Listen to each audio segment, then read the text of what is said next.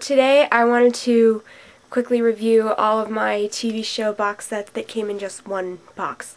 If that makes any sense. Which means that most of them were short-lived series that didn't require anything more than one box. So the first one I have is the original Battlestar Galactica, which this box says the complete epic series. And epic it is. First of all, check the Cylon out. I don't know if you can see the red dot moving back and forth, but I love that.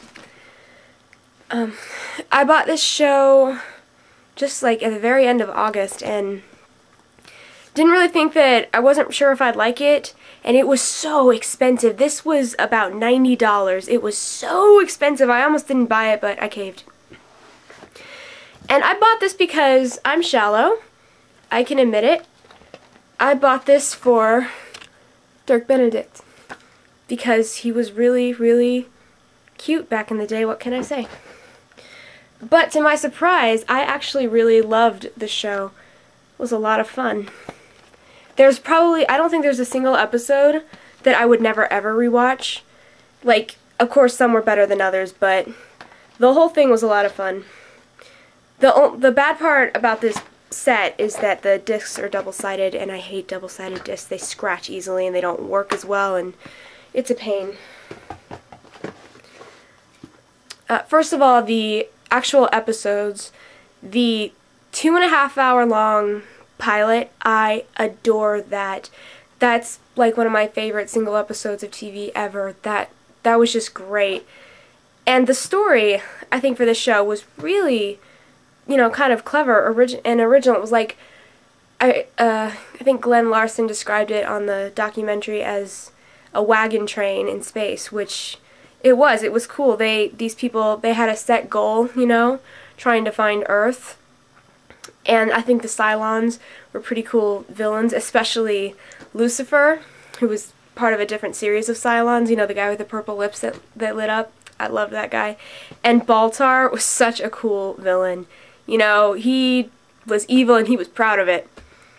And that's, I know most people prefer the remake series, and to be fair, I haven't seen the whole thing. I've seen the first season and a couple of episodes the second, and I just like this better. I think that one takes itself way too seriously, and I especially hate what they did to Baltar and Boomer in it.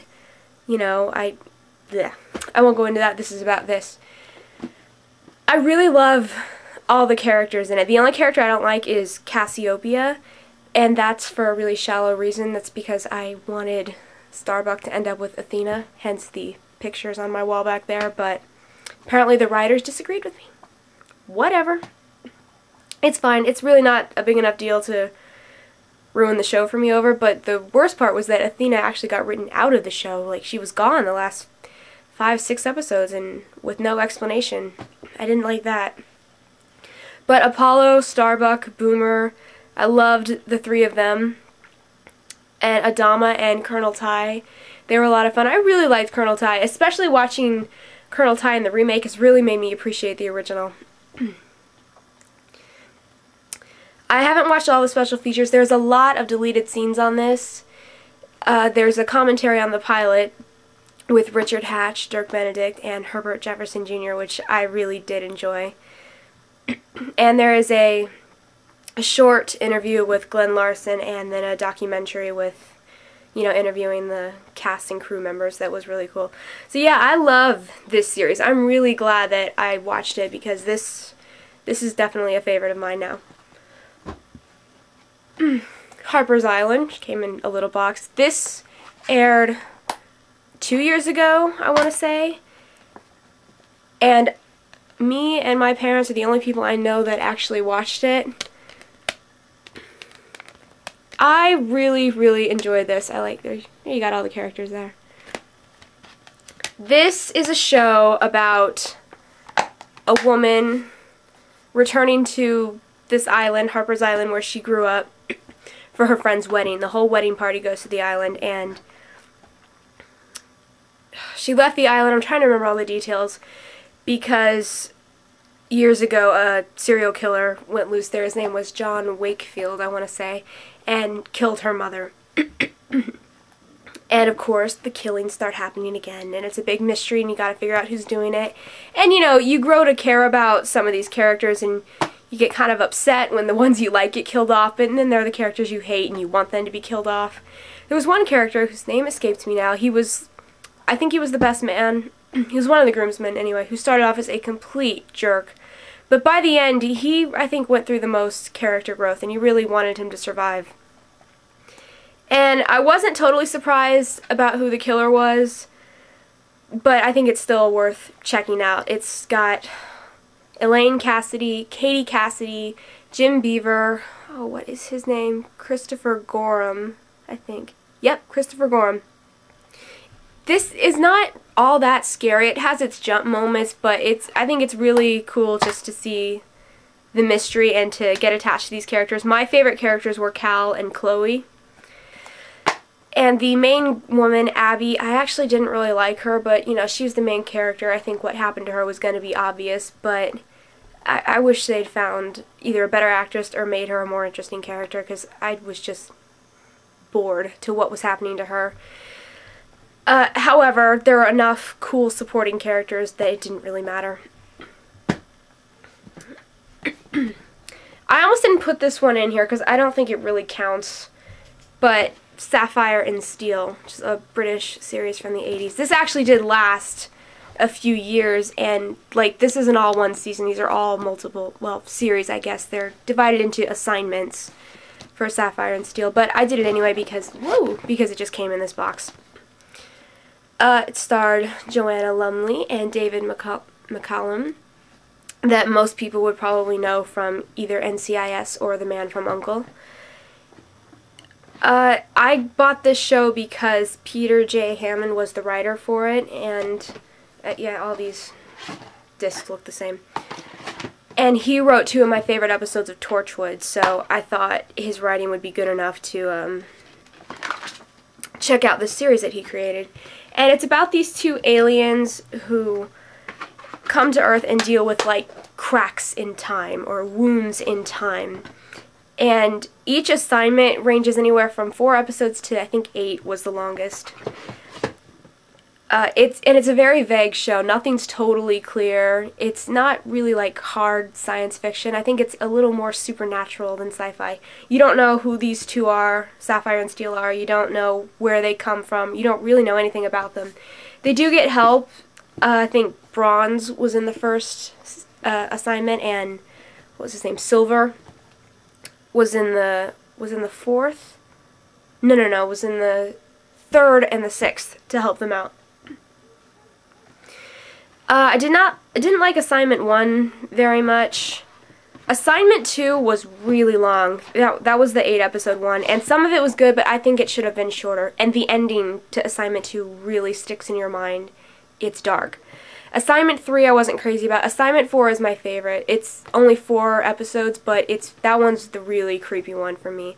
Assignment 5 is the only one that wasn't written by Peter J. Hammond, and you can tell it's way different than the others.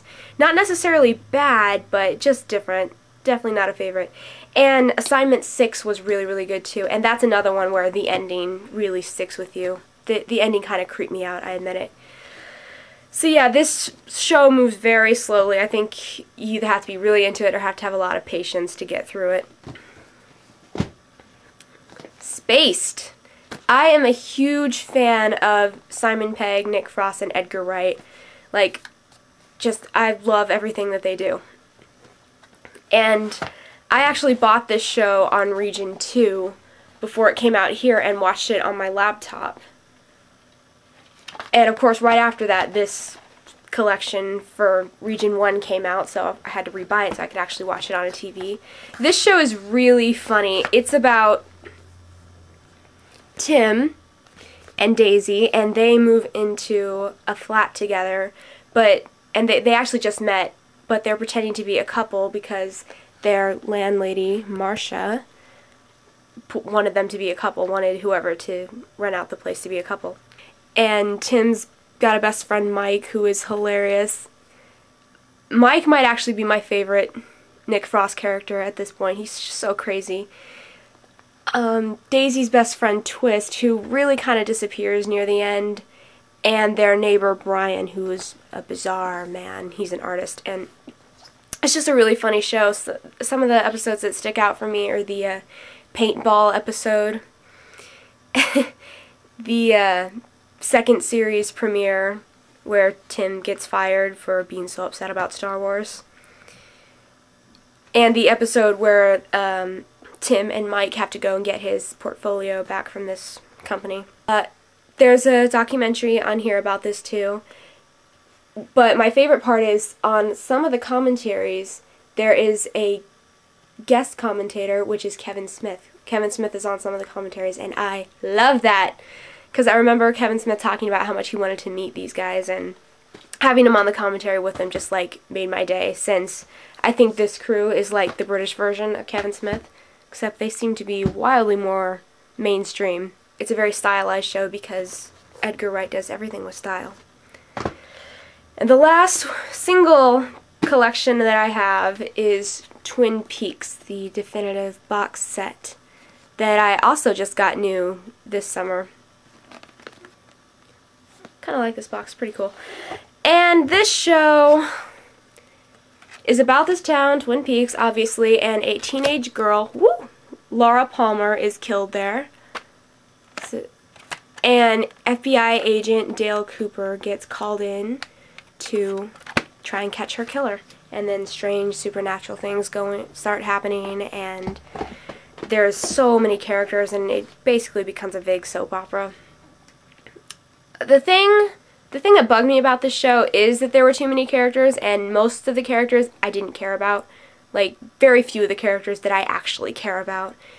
The thing I loved about this show was, first of all, Agent Cooper himself. I love him because he's so not what I was expecting him to be. I thought he would be really hard and sarcastic, and he would hate being in the town. He wouldn't want to be there. He would be dead set against anything supernatural, you know, very closed-minded. Typical is what I thought. But then I see him, and he is friendly and just cheery and nice and so open to taking mystical journeys, and he has dreams about Tibet, and he's just wants to be a pal to everybody, and he's so genuine about it. He's so sincere, and I love him.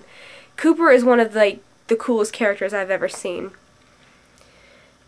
And the dream in episode 3, I think, is worth mentioning, that Cooper has, because if you know what's coming, I actually might have had this look on my face when I first saw it, but when you watch it with other people, watch their face, because I guarantee you they'll look at it like,